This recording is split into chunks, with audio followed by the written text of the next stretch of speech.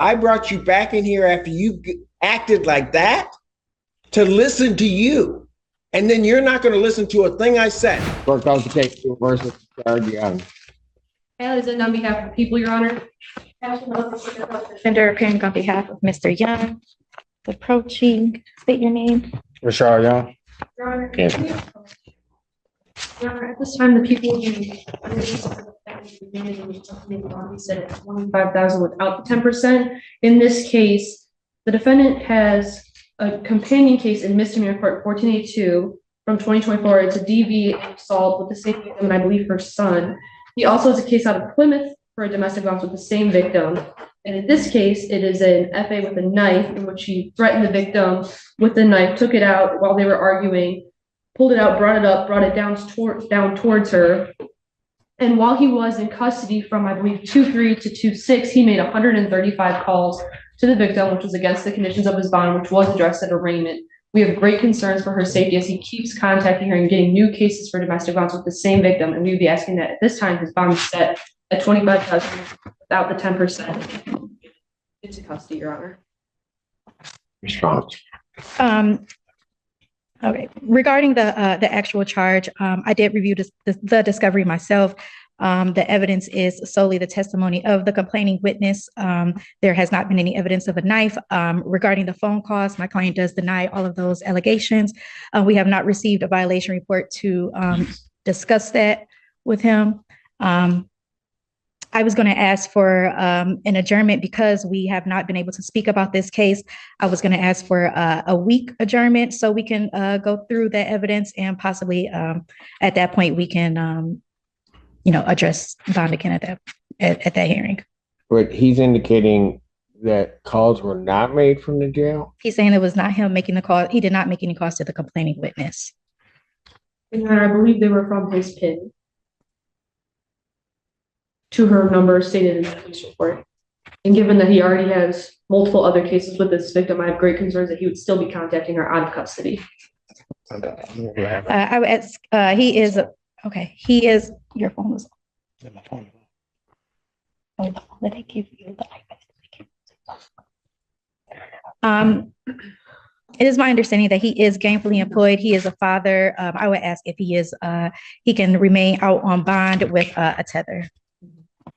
Well, but I'm a bit concerned about all of this contact. I mean, I've got these cases coming up while we were at the bench so that it's clear. Prosecutors indicating to me calls are coming from the jail from up to the 6th when he's released on that day. Mm-hmm. But he's arraigned on the 4th, and it's clearly indicated he's to have no contact. So, and if it came from his pen, I mean,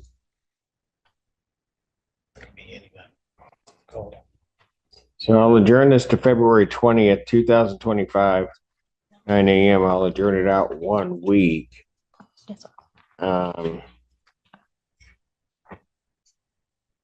Would we be provided with the calls? Yes, I'll send those out or I'll send the email to have those released today.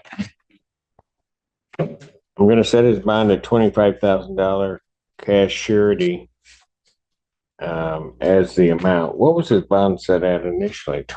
Personal? I believe it was the $25,000 with the 10%. And then the other case, he got a nominal $100 bond on the mistaken case. All right. So defendant's going to be remanded. He'll need to post that. And then at this point, defendant's phone privileges, given what the court has heard, are revoked so that he'll go into the jail. He won't have phone privileges. Is the court's intention. And then you can get those through with your client and we can figure it out next week. But at this point, defendant's remanded. I'll recall the matter of the People versus Rashad Young. And on behalf of the people. Oh, there you are. Okay, I didn't know where you were at. It's like, Ashley Moulton on behalf of Mr. Young. yes, and Mr. Young, he was taken into custody, transported down. He is not here. I'm not bringing him back up only because my understanding is The alleged victim wanted to address the court. So we could get her.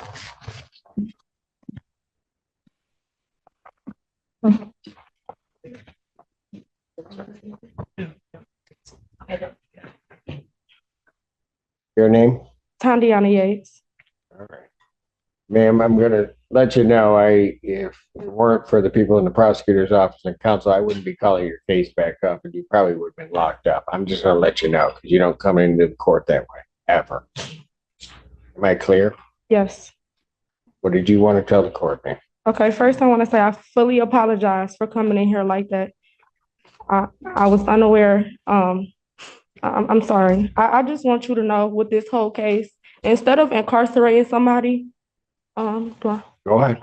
y'all need to try to help him. I don't know if the prosecutor let you guys know, but he has yes, I'm sorry. You can talk. I don't want to overtalk you. Well, you'll never do that, but I'm Well- just gonna let you know that I'm not going to sit here.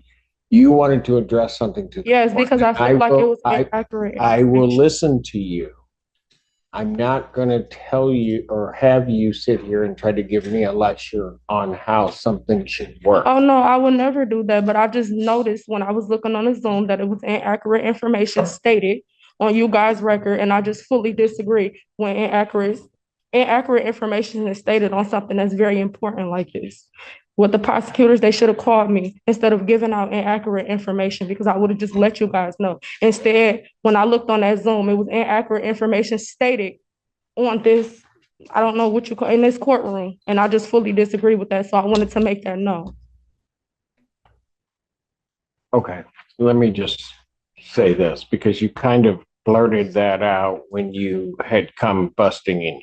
And my apologies for. So let me just tell you so that you can understand what you're saying and what is being said.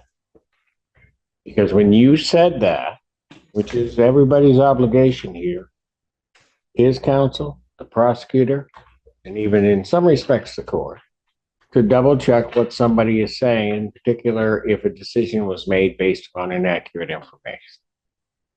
Let me tell you that the prosecutor, as with her duty, checked what you were saying. I don't think, at least preliminarily, and I discussed it with his counsel and with the prosecutor, that what you're saying is correct, that it was inaccurate. At least with reference to what I was using for my decision on the remand. There will be a hearing that will be set next week. At that hearing, all of that will come out. But at least preliminarily, it does not look like the information that was presented to the court was in any way inaccurate.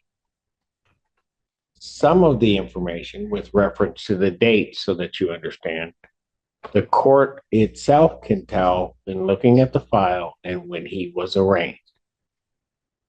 So while you may have your position that it's inaccurate, I do not believe at this time that it is inaccurate. Okay, so is there any way that a prosecutor, someone can call my phone so we can discuss this? Because I no longer have that cell phone number and it's to my sibling. You guys stated on. If there are references to the case, ma'am, we thought about that. Okay. If there are references to the case, references to you, references to other things that are occurring.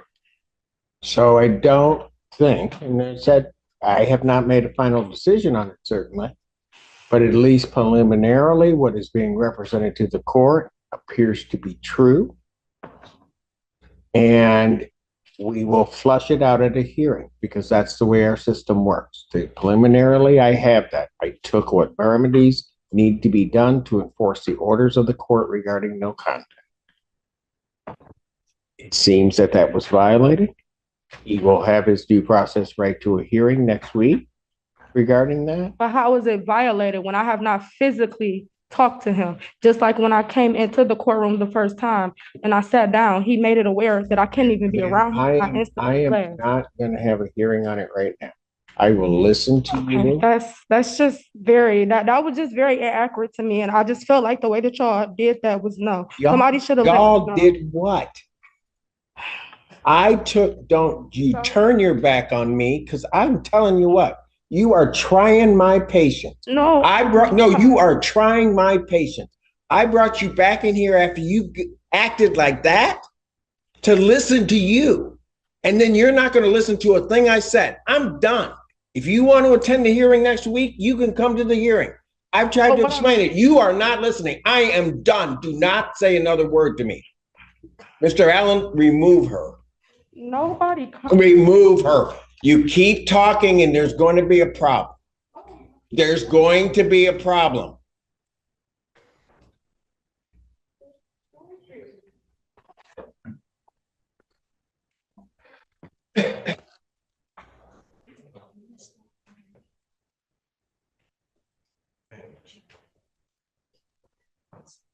Ms. Cannon, do you want your cases called now?